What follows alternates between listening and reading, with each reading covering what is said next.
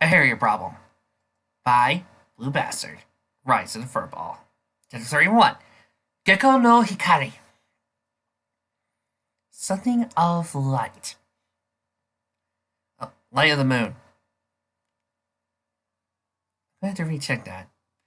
Plainfield's populace was not accustomed to large-scale disasters happening that would potentially incite panic and mass hysteria. But all the times before, there had usually been some kind of easy solution provided by Princess Twilight Sparkle or one of her friends. The fact that he needed to bring in an entire guard regiment, with Princess Luna having supplied a second guard regiment to even start to solve the whole most recent problem, the police concerned just what was going on. After all, the citizens of Ponyfield were unaccustomed to something that was outright abducting their children. A fair Pear Blossom, she had much deeper fear to worry about. "Oh, come on, Miss Blossom," laughed Casimir, putting berries into her bag. "You've been here at Ponyville for a while now. You'll know that this will all blow over soon enough." The proprietor of the retreat was under the assumption the grocer was afraid of the amount of guards walking around. "Yes, of course, Bella," nervously replied the Pear Merchant. Casimir was unconvinced. "Honestly, you are acting like you're going to be thrown to a manticore or something. What's the matter?" "Oh, don't do that. It's nothing, really." The elderly pony narrowed her eyes as she dropped her smile. "I know when some pony is hiding something they're scared of. Celestia knows my three kids. They all did the exact same thing you were doing when they were convinced the Slender Pony was hiding under the bed and the closet simultaneously." She grinned slightly as the child's chuckle came out of Pear Blossom. "Let me guess. This has something to do with Raspberry turning out to be a dark magic user." "Yes," Pear had to blur it out. "I mean, I am sure she's probably still the same mare and all, but the fact remains that she's always liked my pears, both her and the Phoenix. So if my produce isn't satisfactory, she might—" A hope slowly found his way to Blossom's muscles silently. "My dearie, she won't do a thing like that," reassured Casimir. "In fact, the only reason she asked me to pick up the pears instead of her doing it personally was she needs to do some research or something." "Research?" "Yes. Something to do with what's going on. She doesn't want to tell us due to the delicate nature or whatever. But that should tell you right there that you have nothing to fear from her, since while she's doing all this trouble to protect everybody, she's truly just your average unicorn. Just retreat, I guess." "If you're sure, madam, I apologize for being afraid. But in light of all these happenings, one cannot be too careful. As a matter of fact, Nutswood suggested we take our vacation early this year, away from Ponyville to be a bit safer." "You practically have the town, it seems," commented Casimir, giving the amount of bits you hope for the pairs. "After 2 full nappings, the entire Royal Guard could set up catch up here. Wouldn't make families feel safer. Anyway, I need to get back to the retreat, so I'll be seeing you." The bears said their farewells and went their separate ways. Casimir hadn't told poor Pear Blossom the whole truth, which was that Raspberry had been very open to them about what was going on. Of course, she hadn't really had a choice otherwise, given she accidentally let it slip in private, and how the werewolf terrorizing the town was the same one who caused all the trouble on Nightmare Night, and had tried to do terrible things to the unicorn by ripping her throat out. "But my wrath is strong like that," thought Casimir, pausing momentarily to smile at how she was being so progressive with the young mare. Sort of ironic. Raspberry's magic inheritance was one of the darkest, most brutal origins imaginable. Yet, she only brought light and warmth into the old bed and breakfast. While both Casimir and Ascot were expecting to live on for a few more years, they were still at large at the age when their mortality was only too present. They didn't know what to do with their business in the event he passed on. Their kids, Paradise Dream, Autumn Storm, and Carry On, were all grown up and moved away to pursue their own interests. You wouldn't know the first thing about running the bed and breakfast they grew up in, which was unfortunate as Ascot had hoped to keep the place within the family. As Casimir walked back into the retreat to be greeted by the younger unicorn, still levitating a book she had clearly been reading while waiting to serve any pony at the front desk, the elder pony knew her foster daughter of sorts would be the right mare to inherit the business. "Oh, wow, that's a lot of pears," said Raspberry, generating a second aura of magic around one of the fruits in Casimir's bag, leading on to the open. "Indeed, different Pear Blossom, as you requested." After Raz put the pear back in the bag, Casimir hurried to the kitchen to store the fruits away. When she was done, There was more on her mind to talk with Raspberry about. So, Raspberry, once their whole werewolf thing is dealt with, do you plan on staying in Ponyville? I have to, don't you remember? Replied Raspberry, back to reading her book. Technically, I'm sentenced to life servitude to the crown, unless I've got one of those 6 ponies appointed to my wardens with me. I'm under house arrest of sorts. Only instead of a house, it's just that I can't leave Ponyville. So honestly, I don't really have anywhere else to go. Ponyville was more or less the last significant town I hadn't been in that was within Equestria proper. I can't go to the frontier towns because Heliodor wouldn't be able to find anything to eat. So he reached over to scratch the proud feelings chin. I'm not a fan of frontier towns anyway, since I was born in one and, well, I don't need to go into why I wouldn't want to go back. Raz, Father told me about the joke you made about your history. Raspberry sighed, putting a bookmark in place before closing the tome and setting it aside on her desk. She had turned to look directly at her adoptive mother. I know it came off weird, but I don't see why every pony has a problem with me making fun of my origin. Because you're treating it as something to be mocked, honey. Casimir walked closer and drew up a seat next to Raspberry. The problem is that by doing so, you're tempting fate to have ponies go from fearing you as a monster to treating you like a joke. Honestly, why can't any pony just let me do what I want with how I see my past? It's not like I'm ever going to go back to Lonesome Dove. The entire populace would try to kill me the second I set hoof there. Not likely to succeed, considering my inherited regenerative powers, but it still would hurt and I gain nothing. Except that wouldn't happen. Do you think your friends, who, based on what you said earlier, would need to accompany you, would allow that to happen? You're a princess even. To attack you would be declaring hostilities on all Equestria, and nobody wants that. I guess. I'm still not going back. Yes, you are. Casimir saw she needed to draw on her motherly firmness once again. Well, yes. No pony envies you for the trouble your life was. But at the same time, your life has shaped you into who you are. Now that you don't need to be afraid of your powers, not having a roof to sleep under, the healing can begin. But for that to happen, you need to come to have peace in your heart, and require going home. Raspberry said nothing, looking silently at the floor. I don't know if I can. The memories are bad enough to forget, but just being there, I don't want to lose control like I did that night. Not again. And you won't. Casimir slides, taking Raspberry to a one-legged hug. You've grown stronger inside and out. But even though other ponies are starting to learn not to fear you, it is necessary to stop fearing yourself. Casimir took Raspberry's face into her hose and oriented so she was looking right at her. And don't tell me you don't know what to do when you're at the town. You will know. Raspberry didn't say anything, once again going into a period of self-reflective silence. Finally, all right. I think I understand your point, but I'm not going until Fair Fist is dealt with. That's my girl. A full hug this time before Casimir was willing to let Raspberry go. Evening was finally to set in when Crusaders were at the train station with their adult escorts to see Babsy off. News of the pseudo-lockdown of Ponyville had somehow reached her parents, and so they had requested their daughter to be sent back to Manhattan, where she could be looked after by family friends until the cruise returned. It's a real shame you gotta go when Ponyville's like this, said Apple Bloom. Yeah, I know. Really wish that time didn't have to be cut so short, sorry Babs, unhappy about the whole affair. Spending time with you three was the most fun I've had in, well, the last time I was here, I guess. You're always welcome to stay at Sweet Apple Acres, replied Applejack. Heck, I'll try to see if you can't just come back once we're dealt with the you-know-who rescue those fillies.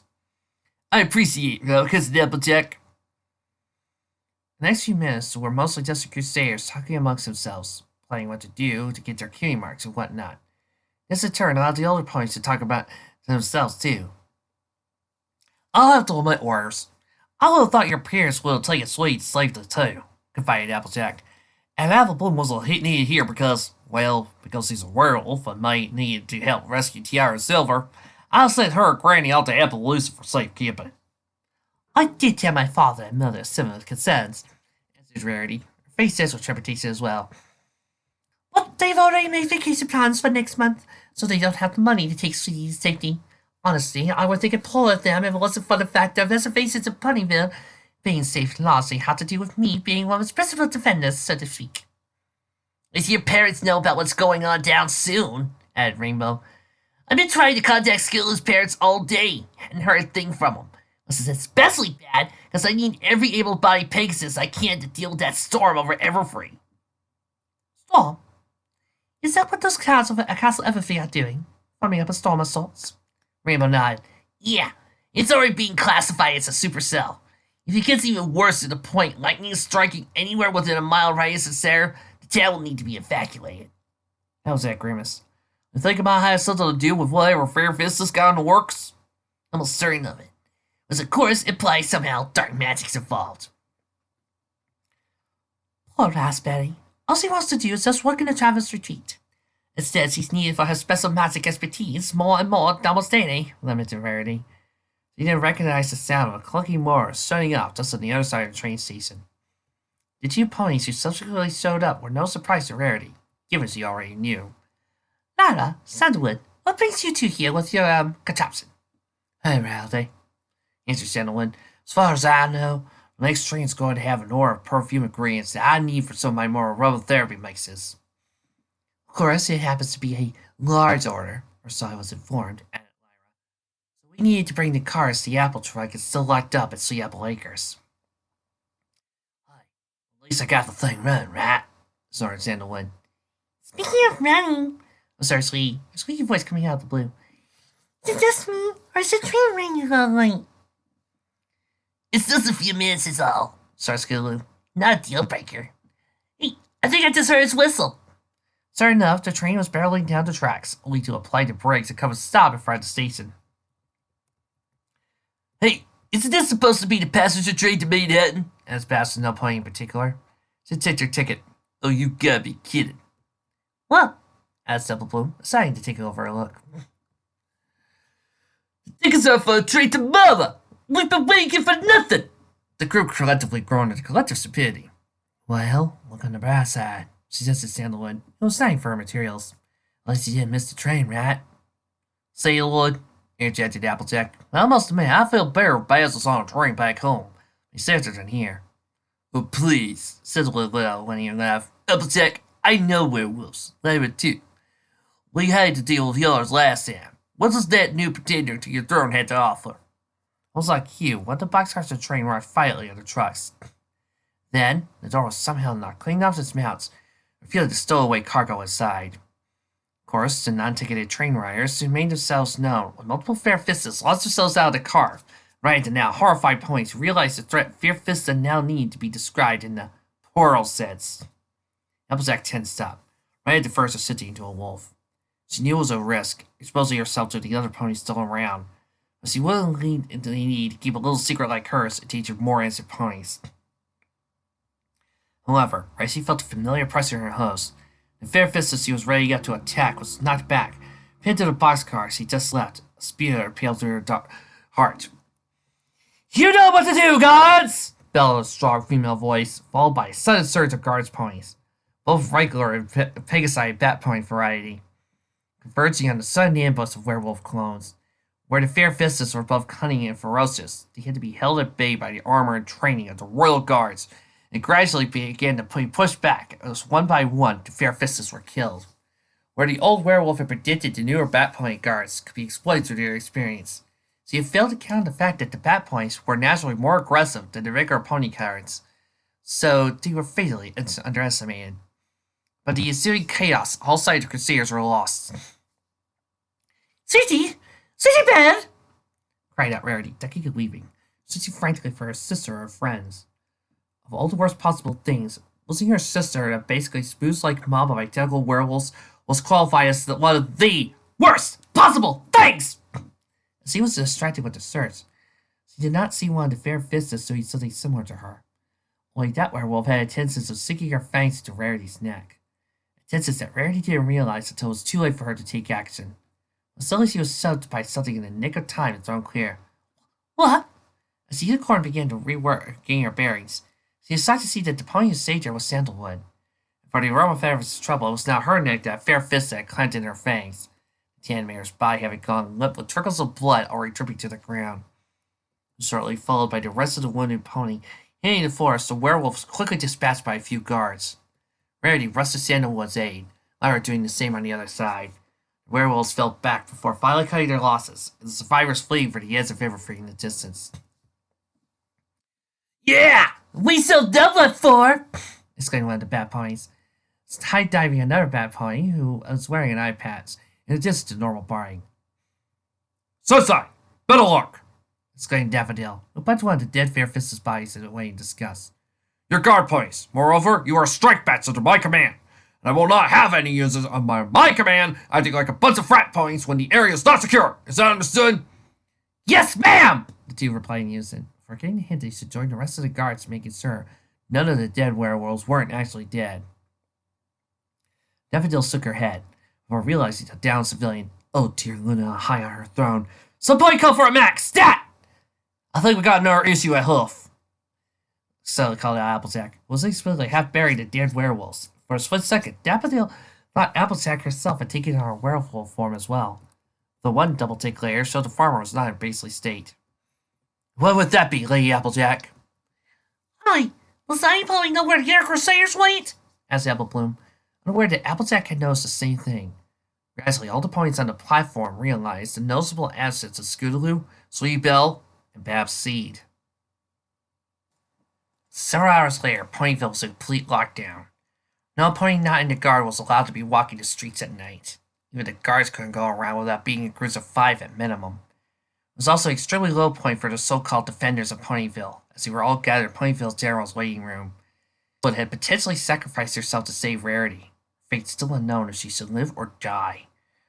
The number of missing villagers was now up to 5. The number of enemies poised against Ponyville now possibly in the hundreds, maybe even thousands. Though the means of how remained unclear, and Vista not only stopped being a ghost, but also cloned herself. One of those fillies, Diamond Tiara, was almost certainly a werewolf herself. I'm never so scared like I did, lamented Apple Bloom. This is my fault. No, Apple Bloom, said Applejack, holding to her sister's side tightly. No, this is your fault. It's Fair-Fist's, always been. Ma, Pa, who knows how many others. So may take the ability of an apple to the core all the way through. Miracle! Exclaimed Raspberry, seemed to be especially distraught about the situation. In the place he buried herself with Twilight Sparkle style of books, was frantically looking through various pieces of Sabra's research notes. That's how she has to have done it. But she was just a ghost! Exclaimed Pinky, figuring out what Raspberry was talking about. Miracle just makes clones of ponies, that brings them back to life. Even then, Twilight sealed it up. There's doubling any pony could have dislodged it from the side. So he may have found another one. The Lizard and Miracle never specified it was a unique thing. Corrected Twilight, as he now found no joy in the knowledge. Indeed, agreed Raspberry. As he found an unstructured Miracle, could have easily created a clone of herself that was alive. And as he could turn herself physical for brief periods, citing the incantation listed here in these books would do the trick. Then just possessed a produced copy to effectively resurrect herself. Thus he could go make more super-minded clones to make an army of herself, grunted Rarity. Gone was a proper lady. Now in her place was her Rev mentality. Having her dear sister full of apples and a good friend subject to one of the two terrible fates was a level of shit that Fashionista refused to tolerate. Fair-Fist was going to pay. But it doesn't explain why she's kidnapping fillies left and right, as I pointed out. It's because she's trying to look at the money, answered Apple Bloom. Yara was working with her, so they took Silver because she betrayed them and joined the Crusaders. Then the thing at the train station where Vista Cobbly took every pony heels was just because they're my friends and family. Does this have to do with the whole possessive thing? Asked Lightning, who suddenly appeared spoking every pony. What? Just woke up. Came straight here from the house. Sora, fine. Silver told me that Fair-Fist's intention of wanting to possess me was all some part of revenge plot to get back at Applejack. Applejack niggered. All because I killed Silver alone. I'm betting if any of us had known this kind of stuff will happen. Well, we get some good news or something for once. All attention was drawn to Nurse Redheart's clearing her throat. Funny you should say that, said the medical care provider. When I get my hose on that bitch, I got him! Snoring out, Sizzlewood. It was a minor crew that had to for some pony just recovered from a critical throat injury mere hours before. Needless to say, it put all the ponies gathered around her at bed and on ease. Easy, Southwood, easy, cautioned Rarity, fearful for her small friend's welfare, knowing full well that there was only one reason Southwood had managed to recover from her injuries faster than Applejack had. You saved me from that ruffian. I can't thank you enough for that, but I must insist you take it easy. I'll take it easy when every last one of those fisted clones is dead, especially the real one. She's fooling up innocents, terrorizing the town with her own narcissistic army of herself, messing up my business. No pony wants aromatherapy, not when there are bitches running around who can smell that kind of stuff from miles around. Lightning and Applejack and Applebloom all immediately picked up the subtle tales of Sandalwood's mannerisms and had become all too familiar with themselves. Sandalwood, you better calm down now, warned Applejack, slowly repositioning her hooves for a slightly stronger stance should the need arise. What? Do I have a right to be angry at him, pony? Sam Pony was now getting angrier by the second, eyes beginning to glow for a brief second. Not now, Sandalwood. This is not the time to be angry. Applejack's fur stood on end, edging closer to the point of no return. Sandalwood was now clearly a threat and not in control of herself because of her temper. But she didn't have the same luxury as either of the apples. There was a chance that every single pony in the hospital was now at risk. That prompted AJ to wonder, was this part of Fairfist's plan too? Would Rarity have this happen to her? Twilight, get every pony out of here, now. Lightning had come to the same conclusion as Applejack. Cindy also realized what was going on, and that doesn't make her anger. Oh, Celestia! Why does this shit keep happening to me because of fucking werewolves? Her distraught state had triggered the lycanthropy. Every single pony in the room realized it. The sudden urge of adrenaline in the system, the pain and transformation overwhelmed the poor mare's mind, and all she could do was think about how much she hated werewolves at that point. So to her, the most logical answer was to pounce on the first werewolf she saw. Thinking quickly, Twilight teleported every pony out of the room except for Applejack and Lightning Dust. The princess knew they were the best choice to get Sandalwood back to her senses. Indeed, in unison, they assumed their wolf forms and double-teamed the enraged Sandalwood, now fully assumed the wolf form herself. Get a hold of yourself, Sandalwood! Barked Lightning, delivering a mean right hook across their opponent's face before getting butt clean across the room in retaliation. But the pitched battle suddenly came to a screeching halt when Applejack returned fire with her own skill in bucking. You're out of your legs, Sandy! growled the farmer, closing a distance and picking up Sandalwood by the throat or slamming her against the wall. Now, I don't like to remember when I introduced myself to you back when I was becoming a werewolf. Well, damn it, this don't seem familiar! Somehow, being reminded of the incident at the spa, jogged Sandalwood's memory, such that she regained her senses. Yeah, I guess. Done being crazy now, Sandalwood? I think so. Sandalwood suddenly fell to the floor, shocked at what just happened, finally resonating to her sane mind. Just so you know, I know what it's like to lose your mind like that. First time was with you, Sandy. Well, sadly, not the only one. I'm guessing you kicking my plus 7 ways to Sunday was the other, said Lightning, rubbing her head to get rid of the little stars she was seeing. Well, at the very least, I did get hurled into something this time, which is happening to me now at an increasing rate, it seems. Oh, yeah. Sandalwood let down in embarrassment. Sorry about that, Lightning. Hey, at least you got the whole transformation pains thing down in one go. Well, even when I said what it sucks having to go through that kind of shit for almost a whole year, dead fast forwarding to the worst part. Her creek dumping. Applebloom, a little form just in case, peeking her head. You girls done fine yet? Yeah, Bloomy, we're done. Twilight to brush past Applebloom, showing more wear and aids than any pony her age should have had. That's good, girls, because while you're fighting, Rainbow had to be called out to manage the weather team. Lightning blitzed. It's the supercell, isn't it? Twilight nodded glumly. Raspberry went as well. She says it's dark magic, something she's never seen before. But one thing is for sure, according to her. Fairfist says the heart of that storm. She's waiting for something.